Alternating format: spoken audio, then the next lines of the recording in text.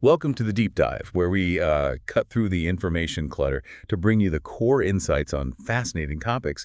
You're here to get informed quickly and thoroughly, and, well, that's exactly what we aim to deliver. Today, we're diving deep into something pretty fundamental to how we all think.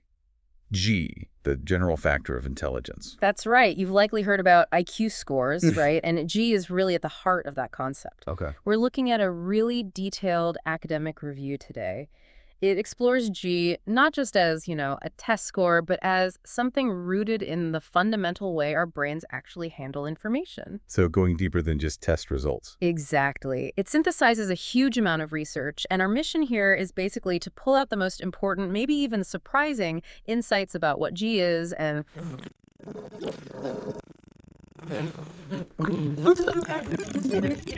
Just one letter. Seems simple, but what's the big deal? Well, it actually starts with a really interesting observation. It's called the positive manifold. Positive manifold. Yeah. Okay. Yeah, researchers noticed way back that when you give people a whole bunch of different mental tests, things like vocabulary, math problems, spatial reasoning puzzles, you name it, their scores tend to correlate positively. They move together. So if someone does well on one, they're likely to do at least okay on the others. Generally, yeah. They tend to do somewhat better across the board. G is the underlying factor that statisticians pull out from this pattern. It suggests there's some kind of common source of influence affecting performance across all these different mental abilities. So it's like there's a general mental horsepower or something affecting everything. That's a pretty good analogy, actually. And what's quite remarkable and important scientifically is that the specific statistical method used to isolate this G factor, whether it's the primary shared factor or using more complex hierarchical models, doesn't really change the fundamental result much. You consistently land on a very similar measure of G. Interesting. So it's robust statistically speaking. Very much so. How do we then figure out how much G is involved in, say, a specific test like vocabulary versus solving a puzzle? Good question. That's where G loadings come into play. A test's G loading is essentially just a statistical measure, a correlation, really showing how closely that specific test relates to this overall G factor derived from the whole battery of tests. Okay. And these loadings can vary quite a bit. For complex mental tests, you might see G loadings ranging from maybe plus 0.30, which is moderate, up to plus 0.90 or even higher, which is very strong. Wow, plus 0.90 is huge. It is. You can think of a test G loading as a rough indicator of how well that test taps into this general ability. The higher the loading, the more it reflects G. A simpler way to think about it, though not perfectly accurate technically, is that it's like the average correlation of that one test with lots of other diverse mental tests. Okay, that helps visualize it. Yeah. So how do we get a G score for an individual person? Is it the same as an IQ score? It's very closely related, but technically distinct. We get a G measurement through what are called factor scores. Think of it as a calculated summary score showing where someone stands on this G dimension compared to others. Compared to a reference group. Right, exactly. It's norm referenced. Your score only has meaning relative to the group the tests were standardized on. Now, for almost all practical purposes, an individual's G factor score and their score on a standard comprehensive IQ test are going to be very highly correlated, almost interchangeable in many contexts. So an IQ test is basically a good estimate of G. A good IQ test, especially one with diverse subtests, is essentially designed to be a good measure of G. The G factor score is technically a weighted combination of scores on various subtests, where tests with higher G loadings contribute more weight. But sometimes, even just averaging the scores across a diverse set of tests gives you a score that correlates extremely highly with the statistically derived G factor score. Okay, so G is this general mental ability reflected in test performance. But you mentioned it's really crucial to understand what it's not. Let's get into that. Absolutely. This is probably one of the biggest takeaways from the research we looked at. G itself is not a measure of specific knowledge you've accumulated or specific skills you've practiced or even the particular strategies you might use to solve a problem. Wait, but IQ tests have vocabulary questions, math questions? Aren't those measuring knowledge? They contain items that require knowledge, yes. But the G factor isn't the knowledge itself. It's easy to fall into what some call the specificity doctrine, the idea that a test score just reflects mastery of the specific content on the test. But the evidence overwhelmingly shows that's too simplistic. So how does that work? If the questions are specific, how do they measure something general? Think about it like this. Performance on any single test item might only be weakly influenced by G. But when you combine scores across a wide variety of items, different types of problems, different knowledge domains, the influence of G adds up. It becomes a much larger component of the total score variance. Ah, okay. So the specific knowledge needed for one question kind of cancels out the specific knowledge needed for another, leaving the common factor, G, more prominent. Exactly. The more diverse the test battery, the more the G factor tends to represent something independent of any particular skill or knowledge area. It's stripped of that specificity. You can't really understand G just by looking at the surface content of the test questions. You have to think about the underlying cognitive processes involved in answering them. G seems to reflect the efficiency and capacity of that underlying information processing machinery. Got it. Content is the vehicle, but G is the engine's power. That's a great analogy. So if you want to build a good set of tests to measure G, what do you need? Well, assuming you've got motivated test takers and appropriate tests for their background, several things matter. Reliability is key. The tests need to give consistent results. Makes sense. You also want a decent range of ability levels in your sample group, and a large sample size helps with statistical power. But critically, you need both a good number of tests and, as we just discussed, diversity among those tests. Diversity in what way? Covering different sensory inputs, like visual and auditory tasks, different types of mental operations, memory, reasoning, spatial manipulation, different kinds of content, verbal, numerical, figural, even different administration formats, timed versus untimed, group versus individual. The broader the net, the better the estimate of G. And research supports this idea of diversity being key. Absolutely. There was classic work by Thorndike, for instance. He took a huge battery of Air Force tests and showed that you could create multiple small sets of just 9 diverse tests, and each set would yield a remarkably similar G factor. It demonstrates G isn't just some random statistical fluke tied to a specific set of tests. It's a consistent underlying dimension. So the G you get from a good diverse battery is a pretty solid estimate of this theoretical true G. That's the idea. It's our best approximation of the common factor you'd find if you could somehow measure all possible mental abilities. Okay. And as you add more diverse tests, what happens to the G factor itself? Does it change? Two interesting things happen. First, the proportion of variance in the total test battery explained by G actually tends to decrease slightly and stabilize. While G influences almost everything, adding more diverse tests brings in other, more specific factors too. So G becomes a smaller piece of a bigger pie. Sort of, percentage-wise. But it settles at a level representing the core true G variance. Second, and perhaps more importantly, the G factor itself becomes purer. It gets increasingly stripped of the influence of specific knowledge or skills tied to any single test type. Even tests that seem heavily knowledge-based, like vocabulary, still load highly on G, and this loading remains even when you account for other specific abilities in a diverse battery. And this pure G then starts showing connections to things completely outside of traditional IQ tests, right? Yeah. This is where it gets really interesting. Exactly. This is a major point in the review. We start seeing correlations between G and variables measured in ways that have nothing to do with psychometrics or factor analysis. Their scientific basis is totally independent. Okay, give me examples. What kind of things? Well, we touched on reaction time, RT, in really simple tasks. Elementary cognitive tasks, or ECTs. Like pressing a button when a light comes on. Precisely. These tasks have almost zero resemblance to the content of an IQ test. Knowledge, learned skills, they hardly play a role in how fast you can press that button. Yet, measures derived from these simple RT tasks correlate significantly with G. That is surprising, especially if G is often measured by untimed reasoning tests. Right. It's counterintuitive. In fact, psychometric tests that aren't timed often have higher G loadings than speeded tests. And yet, RT correlates more strongly with these non-speeded, highly G-loaded tests. So it's not just about thinking fast on a timed test. Okay, that's weird. It's not just speed then. It gets even weirder. It's not just your average speed, median RT, that correlates with G. It's the consistency of your reaction times, how much your speed varies from trial to trial. We measure this as the standard deviation of RT, or SDRT. SDRT. Okay. And this SDRT, this measure of variability or inconsistency, actually correlates more strongly with G than the average speed itself. Wow. So being consistently fast, or maybe consistently not slow, is more related to G than just being fast on average. It seems that way. It's a measure of processing stability or reliability, perhaps. And it has no obvious overlap with what we think of as intelligence content, yet the link is robust. Okay, my mind is a bit blown. What else? What other non-test things correlate? Another fascinating one is inspection time, or IT. This isn't about reaction speed, but perception speed. It's the minimum time someone needs to accurately make a very simple visual or auditory discrimination, like telling which of two lines is longer, when they're flashed very briefly. Tiny fractions of a second. Exactly. Milliseconds. But individual differences in this basic perceptual threshold are reliable and correlate significantly with both IQ scores and G. Then there are things like simple musical discrimination tasks, judging pitch, rhythm differences, which also show surprisingly substantial G loadings. Music ability related to general intelligence. Uh-huh. Okay, so basic sensory processing speed and consistency.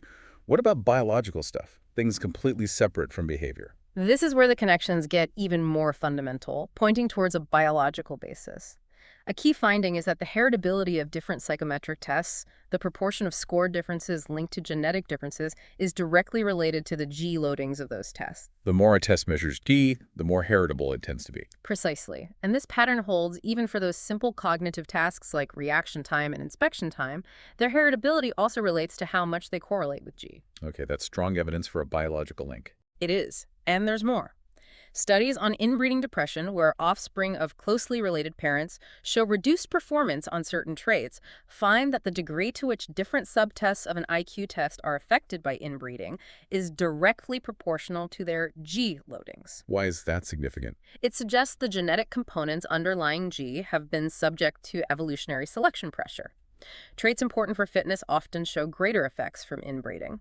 The opposite effect, heterosis or hybrid vigor, sometimes seen when genetically distant individuals reproduce, also shows correlations with G loadings. Fascinating. So genetics, evolution, what else biologically? Brain stuff. Yes. Brain activity measures. Certain features of the brain's electrical responses recorded via EEG, known as evoked potentials, also relate to a test's G loading, and PE scan studies looking at brain metabolism are interesting. How so? They found that when people are working on highly G-loaded reasoning tests, like Raven's matrices, those who score higher tend to show lower rates of glucose metabolism in certain brain areas. Lower metabolism. So their brains are working less hard. Or perhaps more efficiently, using less energy to achieve a better result. Then there's evidence linking the sheer speed of nerve impulse transmission in the visual pathway to G, even on tests that don't involve speed or vision directly, like untimed reasoning tasks. Nerve conduction speed itself. Yeah, which is a real challenge for older theories, like Thomson's sampling theory, which thought G was about the number of neural connections involved. This suggests it's more about the fundamental quality or efficiency of neural transmission throughout the brain. Wow. Any other biological links? Even basic physical measurements show small but significant correlations, things like stature and head or brain size, even after controlling for overall body size. The correlations are small, but they're consistently found, suggesting G is embedded within a whole complex of biological variables. Okay, this paints a picture of G as something really fundamental, biologically rooted, influencing how our brains process information at a basic level. How does this translate to real-world stuff like learning in school or job performance? Well, the research strongly suggests that what we measure as psychometric G and our general ability to learn new things are largely tapping into the same underlying factor. There doesn't seem to be some separate learning ability that's completely distinct from G. So G is learning ability, more or less. To a large extent, yes, especially for complex learning. Of course, learning specific skills involves practice and specific knowledge, too. But the well-known correlation between IQ and scholastic achievement isn't just because IQ tests and school tests cover similar content. Highly G-loaded tests with no academic content, like Raven's matrices, still predict academic success quite well. And in the workplace. G is consistently the single best predictor of job performance, especially as jobs become more complex. When employers use cognitive ability tests for selection, it's primarily the G component of those tests that's doing the predictive work. The more complex the job, the more important G seems to be. Okay, so G is critical for learning and achievement. Let's circle back to the information processing idea. How does that framework help explain why G exists and relates to all these things? Great. So the information processing approach tries to break down cognition into fundamental steps. Think. Stimulus comes in, gets attended to, enters short-term or working memory, maybe gets encoded into long-term memory. We retrieve info, make decisions, execute a response. Like a mental assembly line? Kind of. And the idea is that G reflects the overall speed and efficiency of this entire system, or perhaps critical components within it. Those elementary cognitive tasks, the ECTs, are designed to measure the efficiency of specific steps. Like the reaction time measuring response execution speed or maybe decision speed in choice RT. Exactly. The difference between simple RT and choice RT gives an index of basic decision or discrimination speed, and that correlates with G. Other ECTs measure speed of memory scanning, retrieving items from long-term memory, perceptual apprehension, and individual differences in the speed and efficiency of these basic processes tend to correlate with each other and with overall psychometric G. So the process theory of G is that it's the combined efficiency of these elementary processes. That's the core idea, though it's not quite as simple as just adding up the speeds. No single ECT explains all of G variance, but combinations of different ECT measures can account for a substantial chunk of it. Are there debates about this? Like, is G one single thing or bundle of related speeds? Yes, that's a key theoretical issue. Is G truly unitary, or is it just that these basic processing efficiencies happen to be correlated? The fact that even the simplest ECTs tend to correlate with each other suggests there might be a general factor operating even at that very basic processing level. It's likely that psychometric G reflects this common variance among the basic processes. And going back to the reaction time consistency, the SDRT being more important than average speed, how does that fit? That's really intriguing. One hypothesis is the neural noise idea. Maybe individuals differ in the amount of random variability or noise in their neural signaling. Like static on a radio. Sort of. This noise could interfere with processing, make it less reliable, maybe require reprocessing, slowing things down overall. So SDRT, the measure of inconsistency, might be a more direct window into this fundamental neural efficiency or stability than just average speed. It suggests the reliability of processing might be even more critical for G than sheer speed. A less error-prone system is better. Precisely. Another related idea is hierarchical dependency. Maybe a bottleneck or inefficiency early in the processing stream limits everything that comes after, like a slow internet connection limiting how fast you can do anything online. That makes sense. And you mentioned something about G being different in higher versus lower IQ groups. Yes, some research suggests G accounts for a larger percentage of the variance in test scores among lower IQ individuals compared to higher IQ individuals. Hey. It might mean that at higher ability levels, cognitive abilities become more differentiated, more specialized. G is still important, but other specific abilities play a relatively larger role, whereas at lower levels, performance might be more constrained by the general factor. Interesting. Now, where does working memory fit in? You hear a lot about that in relation to intelligence. It's considered absolutely central by many researchers. Working memory, WM, isn't just passive short-term storage like remembering a phone number for a few seconds. It's the active mental workspace where we hold information, manipulate it, focus attention, and control processing. The brain's RAM. A common analogy, yes. And crucially, it has a limited capacity. We can only juggle so much information consciously at once. This limitation is a major bottleneck for complex thought. And this capacity is linked to G. Strongly. Tasks that put a heavy load on working memory, requiring you to hold information while doing something else with it, are typically highly correlated with G. A classic example is backward digit span versus forward digit span. Repeating digits backward is harder. Because you have to hold the sequence and mentally reverse it. That extra manipulation taxes working memory more, and backward digit span correlates better with G than forward span. There's also a link between WM capacity and processing speed, often shown in Gould task studies. Taxing WM slows down other processes. So many theorists propose that G might largely boil down to two key variables: basic processing speed and working memory capacity. They might even be related. Perhaps faster processing allows more information to be maintained or manipulated within WM before it decays. So a faster, bigger working memory is a good candidate for the core of G. It's a very prominent theory. Some models even try to formally link capacity, C, processing speed, S, and the duration, D, information lasts in short-term storage, like the Ehrlichman model C equals SXD. Okay, moving from basic processing to how we actually use it. What about controlled versus automatic processing? Right, that's another important distinction. Controlled processing is what we do when we're paying close attention, learning something new, or dealing with novelty. It's effortful, capacity limited, and often sequential step by step. Like following a new recipe. Exactly. Automatic processing, on the other hand, happens without conscious effort, often in parallel, and uses very little of our limited attentional resources. It develops through extensive, consistent practice. Like driving a familiar route while thinking about something else. Perfect example. And the key thing is, as skills become automatic, they free up our working memory and controlled processing resources for other things. And importantly for G, automatized skills tend to become less G-loaded. Because they no longer demand those central limited resources. Precisely. The routine aspects rely less on general cognitive horsepower. Think about fluent reading versus sounding out words, or instantly knowing 7 by 8 versus having to calculate it. The more automatic the basic skills, the more resources are available for higher level comprehension or problem solving. Does G influence how quickly we automatize skills? That's the hypothesis. And some research, especially with kids learning basic academic skills like arithmetic, suggests that higher G individuals do tend to automatize these foundational skills faster and more efficiently.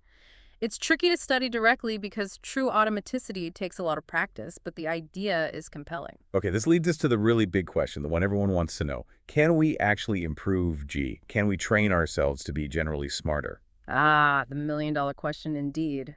And the short answer, based on the vast majority of research reviewed, is probably not significantly, at least not through currently known psychological or educational methods. Really? But you hear about brain training games, special programs. There have been countless attempts, especially focusing on populations with intellectual disabilities, but thorough reviews consistently conclude there's no solid evidence for interventions producing meaningful, lasting gains in the underlying general ability, G. Efforts with average or above average populations are even less conclusive. So the experts are pretty skeptical. Generally, yes. There's caution, sometimes outright skepticism. What often happens is that training specific skills improves performance on those skills, or very similar ones. But this improvement doesn't tend to transfer broadly to other cognitive tasks that also rely on G. It's like practicing tennis improves your tennis game, but not necessarily your basketball skills, even though both require athleticism. That's a good analogy. It's often described as teaching to the test. You get better at the specific thing you practice, but the underlying general factor isn't really boosted. Claims of raising intelligence by X points often reflect gains on specific practice tasks, not a fundamental shift in G. What about major interventions like intensive early education programs? The Milwaukee Project is a famous and cautionary example. It was an extremely intensive, expensive early intervention for children deemed at high risk. And initially, the intervention group showed significantly higher IQ scores than controls. So it worked. Well, yes and no. The IQ gains were impressive early on. But crucially, these gains didn't translate into lasting advantages in actual school achievement later on. By later grades, the academic performance of the intervention and control groups wasn't significantly different. Implying that whatever the intervention boosted, it wasn't the G factor relevant for long-term learning. That's the common interpretation. It suggests that while you might be able to influence scores on specific tests through intensive coaching or environmental enrichment, fundamentally altering the underlying G factor seems much, much harder, if possible at all, through these means. So if educational interventions don't really move the needle on G, what does influence it? The evidence points more strongly towards biological factors. Genetics clearly play a large role, as shown by heritability studies. And broad environmental factors related to biological well-being seem important things like prenatal health, nutrition, freedom from toxins, and maybe even overall physical health. So improving nutrition across a population could potentially raise average G. That's one hypothesis offered to explain the Flynn effect, the observed rise in average IQ scores over generations in many countries. It's plausible that widespread improvements in nutrition and healthcare have contributed to optimizing the biological substrate for cognitive function, thus boosting G at a population level. Influencing G might require targeting these fundamental biological factors rather than just educational content or cognitive training, at least beyond ensuring a basic humane environment. What about adapting education to different G levels rather than trying to change G? That's been a focus too. Things like aptitude treatment interaction, ATI research, tried to find if different teaching methods work better for students with different ability profiles. Mastery learning aimed to ensure students grasp basics before moving on.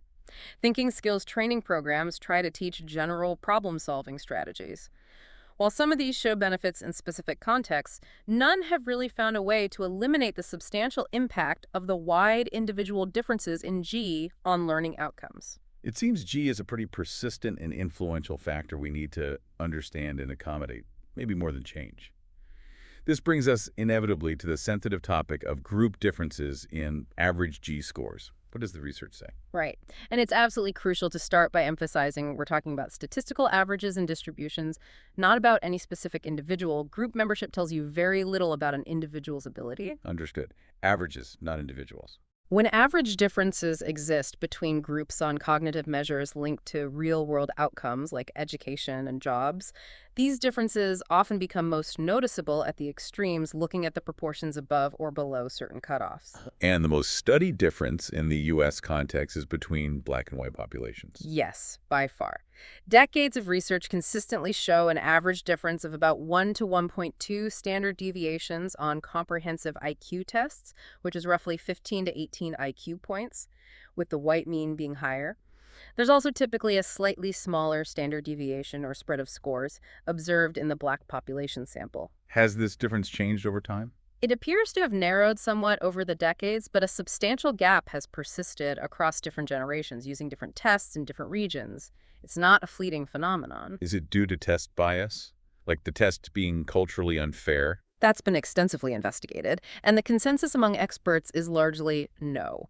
The tests show similar predictive validity for academic and job performance for both groups. That is, they predict outcomes about equally well.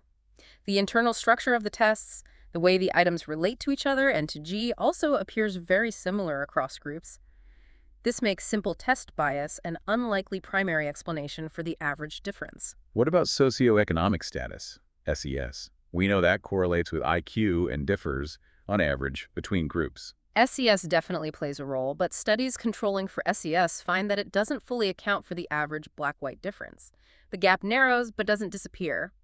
Also, the pattern of differences across various specific abilities, like verbal versus spatial versus memory, doesn't perfectly match what you'd expect if SES differences were the sole cause. And interventions aim specifically at closing this gap, like the Milwaukee Project again. As we discussed, even highly intensive interventions, like the Milwaukee Project, while showing some initial IQ gains, didn't lead to lasting closure of the achievement gap, suggesting the underlying G difference wasn't fundamentally altered. Transracial adoption studies, where black children were raised in white middle-class homes, also present a complex picture, often showing initial IQ advantages compared to black children raised in lower SES environments, but not always reaching the average level of white peers, and sometimes showing a decline in relative standing by adolescents. Overall, behavioral and educational interventions haven't shown strong success in durably eliminating the average group difference in G. This brings us back to Spearman's hypothesis, which you mentioned connected G loading to individual test performance. How does it relate here? It's a crucial finding for understanding the nature of the group difference. Spearman's hypothesis, applied to the black-white difference, states that the size of the average difference between the groups on any given mental test is directly proportional to that test's G loading. So the better a test measures general intelligence, the larger the average black-white difference tends to be on that test. Exactly. And this has been replicated many, many times across diverse tests and samples. It's now considered a robust empirical finding. What does that imply? It strongly suggests that the average difference isn't primarily about specific cultural knowledge, test-taking skills, or biases related to particular item types. If it were, you wouldn't expect the difference to correlate so strongly with the test's G saturation. Instead, it suggests the difference lies predominantly in the G factor itself. Are there exceptions? There are a couple of consistent deviations. Tests of spatial visualization sometimes show a slightly larger black-white difference than predicted by their G loading, while tests involving short-term memory or rote learning sometimes show a smaller difference. But these are nuances on a strong overall trend dictated by G. So the fact that the difference tracks G loading suggests it's not superficial. That's the key implication. It points towards the difference being related to the same underlying general cognitive ability factor that constitutes G. Some researchers, like J. Philip Rushton, argued this pattern, along with other lines of evidence like correlations with inbreeding depression effects, points towards a partly genetic origin for the average difference, but this remains a highly debated and controversial area. What kind of research is needed to clarify this? Well, more direct studies comparing groups on those non-psychometric biological correlates of G would be valuable. Things like evoked potentials, brain metabolism during cognitive tasks, nerve conduction velocity, maybe brain morphometry. Also, applying the information processing framework, comparing groups on specific ECTs, measuring processing speed, working memory capacity, retrieval efficiency, and so on, could help pinpoint the locus of the difference at a more fundamental cognitive level. Clearly a complex area needing careful research. Hmm. Okay, let's wrap up by thinking about the practical side. What are the educational implications of seeing G as this fundamental information processing capacity? Right now, the understanding is mainly descriptive and explanatory, like much of basic science. But the information processing view does hint at potential applications. For one, using those simple, knowledge-lean, elementary cognitive tasks in assessment. They could potentially help diagnose cognitive difficulties, perhaps distinguishing processing limitations from lack of knowledge or poor instruction. So, figuring out why a student is struggling. Potentially, yes. Also, chronometric measures of G, like reaction time variability, are measured on an absolute scale, milliseconds, unlike IQ scores, which are relative. They could serve as a stable anchor to study real changes in G over time across development, or due to environmental changes like improved nutrition, independent of changing educational curricula or cultural knowledge that affect traditional test scores. Studying the Flynn effect more directly. Exactly, or tracking cognitive development across the lifespan on a consistent scale. This could help us understand readiness for different types of learning in a more fundamental way based on the maturation of these underlying processing capacities. But readiness itself is complex and needs more research. So, still lots to learn. Definitely. But the central point remains. G appears to be a major factor influencing scholastic learning and performance. Understanding its nature, its biological underpinnings, and its role in information processing is crucial and requires continued work across psychology, neuroscience, genetics, and education. Okay, so to recap our deep dive today, G is this pervasive general factor underlying performance on diverse mental tasks. It seems rooted in the efficiency and capacity of our basic information processing systems, distinct from specific knowledge. Hmm. It correlates with a surprisingly wide range of biological and behavioral measures, from reaction times to brain metabolism to heritability, and it's a powerful predictor of learning and achievement. That sums it up well. While the exact mechanisms and potential for modification are still under investigation, the reality of G and its broad influence is pretty well established. Which leaves us with that final thought you raised. Indeed. Considering the stability and pervasive influence of G and the reality of individual and group variations in it, what are the most effective, ethical, and constructive ways for society, particularly education, to support learning and development for everyone in our diverse population? How do we best help individuals flourish, given these fundamental cognitive realities? A challenging question with no easy answers, but one that definitely warrants reflection.